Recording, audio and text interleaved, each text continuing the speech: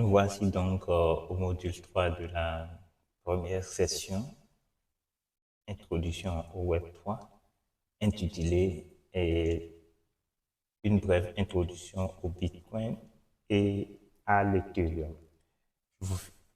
Vu que nous avons déjà clarifié les différentes époques de l'évolution de l'Internet, de la centralisation jusqu'à la décentralisation, et précisé les différentes propriétés et caractéristiques des technologies associées au Web3 et parler aussi de la fonction de la monnaie au module 2. Nous allons dès à présent parler de cette technologie qui soutient le Bitcoin et l'Ethereum. Nous allons parler des bases qui introduisent vraiment les fonctions au Bitcoin et à l'Ethereum. Là où tout a commencé, parlant du Bitcoin. L'innovation principale du Bitcoin est la blockchain publique, un registre transparent et vérifiable par tous, sans autorité centrale. Fonctionnement du Bitcoin. Les mineurs valident les transactions et les ajoutent à la blockchain grâce au mécanisme Proof of Work, la preuve du travail. Les transactions sont enregistrées sur un registre décentralisé que tout le monde peut consulter. Le réseau est décentralisé. Aucune banque centrale ne contrôle l'émission du Bitcoin. Les transactions sont sécurisées de manière cryptographique, ce qui réduit les risques de contrefaçon. Une fois enregistrées, les transactions deviennent immuables. Elles ne peuvent pas être modifiées. Pourquoi est-ce important? Dans le système bancaire traditionnel, une autorité centrale, c'est-à-dire la banque, gère les comptes. Le Bitcoin permet des transactions sans tiers de confiance, ni de banque, ni de gouvernement. Cela représente une rupture majeure avec la finance traditionnelle, en supprimant le besoin de faire confiance à une institution centrale. La politique monétaire du Bitcoin. Contrairement aux monnaies fiduciaires, le Bitcoin a une offre fixe de 21 millions de pièces. Quelques caractéristiques principales. Tendance déflationniste. L'émission de nouveaux bitcoins ralentit avec le temps, ce qui pourrait, selon certains, faire augmenter sa valeur à long terme. Gouvernance décentralisée. La politique monétaire est codée dans le protocole Bitcoin, sans intervention d'une banque centrale. Offre prévisible. L'émission de Bitcoin est transparente et suit un algorithme défini. Nouveaux Bitcoin. Ils sont créés par des récompenses de minage, réduites de moitié environ tous les 4 ans lors d'un événement appelé le halving. Comparaison avec les monnaies fiduciaires. Les banques centrales peuvent imprimer de la monnaie, ce qui peut entraîner de l'inflation. Le Bitcoin, avec son offre fixe, ne peut pas être augmenté, ce qui les rend résistants à la dévaluation. Pourquoi est-ce important? Une offre limitée et prévisible protège la valeur du Bitcoin contre l'inflation, contrairement aux monnaies traditionnelles dont l'offre peut être modifiée selon des décisions politiques. Au-delà du Bitcoin, l'évolution vers l'Ethereum. Le réseau Bitcoin est limité à des transactions simples, envoi et réception de Bitcoin. Bitcoin a introduit la monnaie numérique décentralisée permettant des transactions sans besoin de confiance. Cependant, sa conception privilégie la sécurité et la décentralisation au détriment de la vitesse et de l'évolutivité.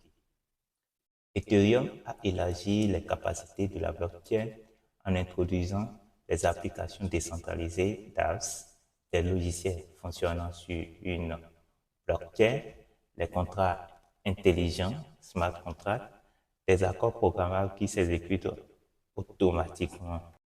De nouveaux modèles de consensus. Une transition du proof of work vers le proof of stake pour plus d'efficacité. De cette manière, l'Ethereum est allé au-delà de la simple monnaie numérique, créant un système financier ouvert et programmable permettant la finance décentralisée et DeFi, les NFT et de nouveaux modèles économiques. Parlant de l'algorithme de consensus, sécuriser les réseaux décentralisés. Les algorithmes de consensus permettent aux blockchains de fonctionner sans autorité centrale. Ils déterminent comment les transactions sont vérifiées et comment les nouveaux blocs sont ajoutés à la chaîne. Le proof of work a été utilisé initialement par Bitcoin et Ethereum. Les mineurs y rivalisent pour résoudre des énigmes cryptographiques afin de sécuriser le réseau. Quelles sont leurs forces? La grande sécurité, la décentralisation. Et quelles sont leurs faiblesses? Très énergivores, évolutives. Ils utilisent trop d'énergie. L'Ethereum est ensuite passé au proof of stake en 2022 et devient Ethereum 2.0, où les validateurs sécurisent le réseau en mettant en jeu de l'Ether au lieu d'utiliser la puissance de calcul du ménage. Comme force, nous avons est plus économe en énergie et traitement plus rapide en transaction. Et comme faiblesse, ils peuvent favoriser les participants les plus riches. En résumé, chaque modèle de consensus présente des compromis en sécurité, décentralisation et scalabilité. Le proof of work est plus éprouvé, mais énergivore. Le proof of stake améliore l'efficacité tout en solvant de nouvelles préoccupations en matière de sécurité. Proof of work, la preuve du travail bien sûr, permet de sécuriser la blockchain de Bitcoin. Le proof of work repose sur la compétition entre mineurs pour résoudre des énigmes mathématiques complexes. Le premier mineur à résoudre l'énigme ajoute le bloc suivant à la blockchain et reçoit des récompenses en Bitcoin. Pourquoi le proof of work fonctionne? Nous avons, en termes de décentralisation, aucune entité unique ne contrôle le minage, même si de grands pools de minage existent. En termes de sécurité, le coût d'une attaque sur Bitcoin est extrêmement élevé. Elle nécessite jusqu'à 51% de la puissance de minage, ce qui rend les attaques peu pratiques. Un registre immuable, modifier les transactions passées nécessiterait de reminer tous les blocs suivants, ce qui est quasiment impossible. Quelques défis au proof of work. Nous avons les transactions vraiment lentes. Le Bitcoin traite environ 7 transactions par seconde, comparé aux 24 000 transactions par seconde de Visa, des cartes Visa, bien sûr. Nous avons la consommation en énergie. Le minage de Bitcoin consomme plus d'électricité que certains pays, par exemple l'Argentine. Quelques préoccupations liées à la centralisation. Le minage est de plus en plus concentré dans les zones où l'électricité est bon marché. Point clé, le proof of work offre une sécurité élevée et sacrifie l'efficacité et la durabilité. Parlons maintenant du proof of stake, la preuve d'enjeu. Comment l'Ethereum a atteint le consensus? Au lieu du minage, l'Ethereum sélectionne désormais des validateurs pour proposer et confirmer les blocs. Les utilisateurs mettent en jeu l'Ether, verrouillent des fonds pour devenir validateurs du réseau. Les validateurs gagnent des récompenses en confirmant les transactions.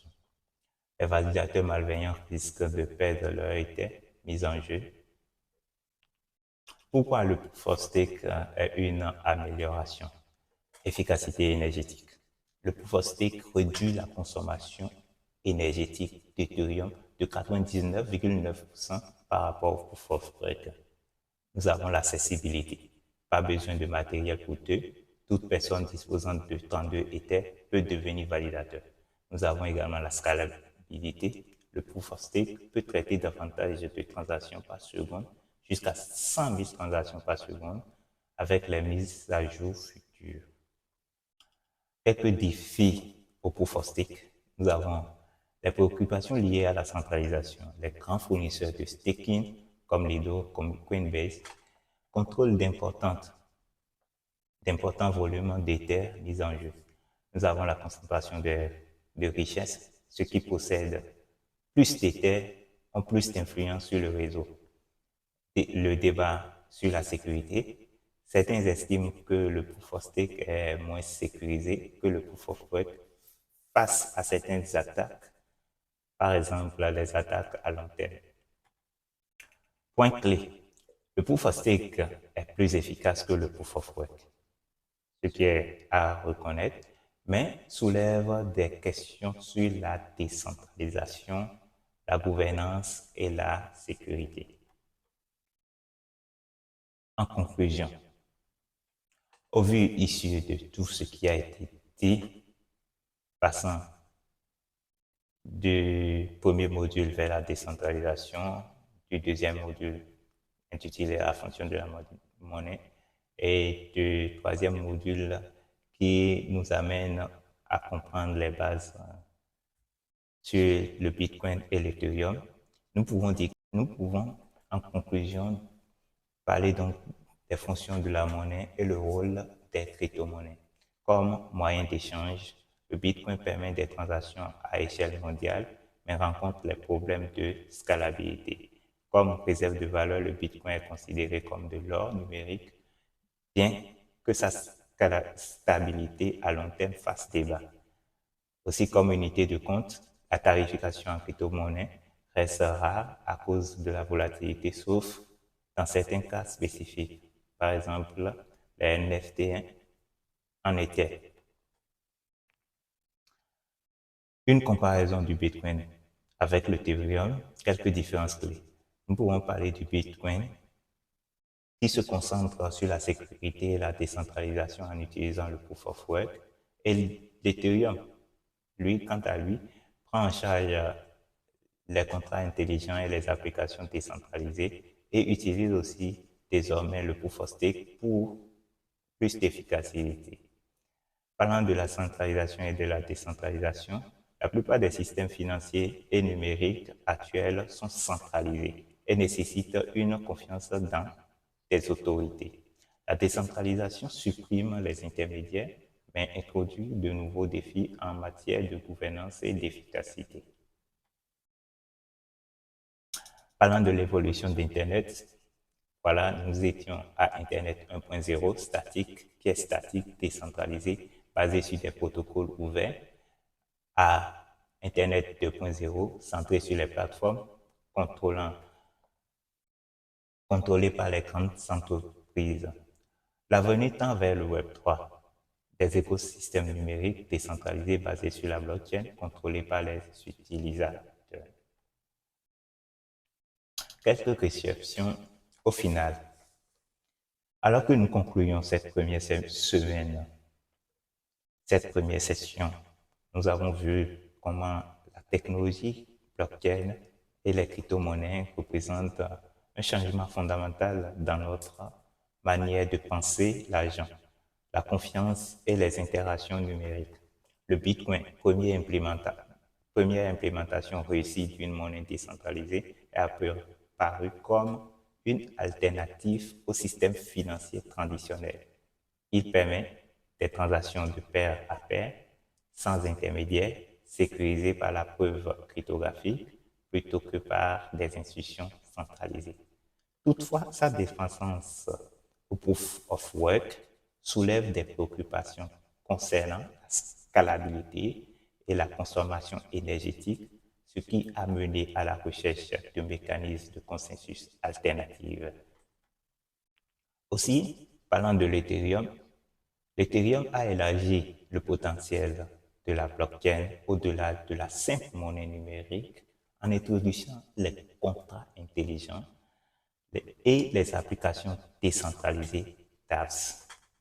Grâce à sa transition du proof of work vers le proof of stake, l'Ethereum vise à améliorer l'efficacité des transactions et à réduire son impact environnemental, même si des inquiétudes subsistent quant à la centralisation des validateurs et à la gouvernance du réseau. Le système financier et d'information traditionnel ont longtemps reposé sur des autorités centrales, banques, entreprises, gouvernements, pour faciliter les transactions et vérifier les enregistrements. Bien que ce modèle centralisé ait apporté efficacité et stabilité, il a aussi engendré des défis majeurs, censure, vulnérabilité en matière de sécurité et points de défaillance uniques. Les réseaux décentralisés comme Bitcoin et Ethereum promettent davantage de transparence et de sécurité et de résistance au contrôle permettant aux utilisateurs de reprendre le contrôle de leurs actifs, données et interactions en ligne. Toutefois, ces réseaux doivent encore relever d'importants défis liés à la gouvernance, à la facilité d'utilisation et à l'adaptation réglementaire. Ces deux réseaux, Bitcoin et Ethereum, constituent les fondations du Web3, un paysage numérique en évolution où les utilisateurs peuvent interagir dans un écosystème plus ouvert et décentralisé. Ce cours approfondira les transformations en analysant leurs applications concrètes, leurs limites et leur potentiel futur dans le système financier. Les économies numériques au sein de l'Internet dans son ensemble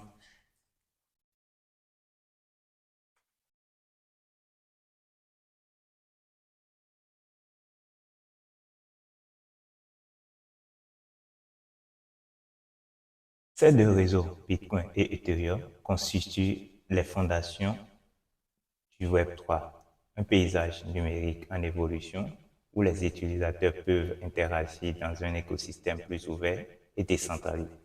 Ce cours approfondira cette transformation en analysant leurs applications concrètes, leurs limites, leurs potentiels futurs dans les systèmes financiers, les économies numériques et au sein de l'Internet dans son ensemble.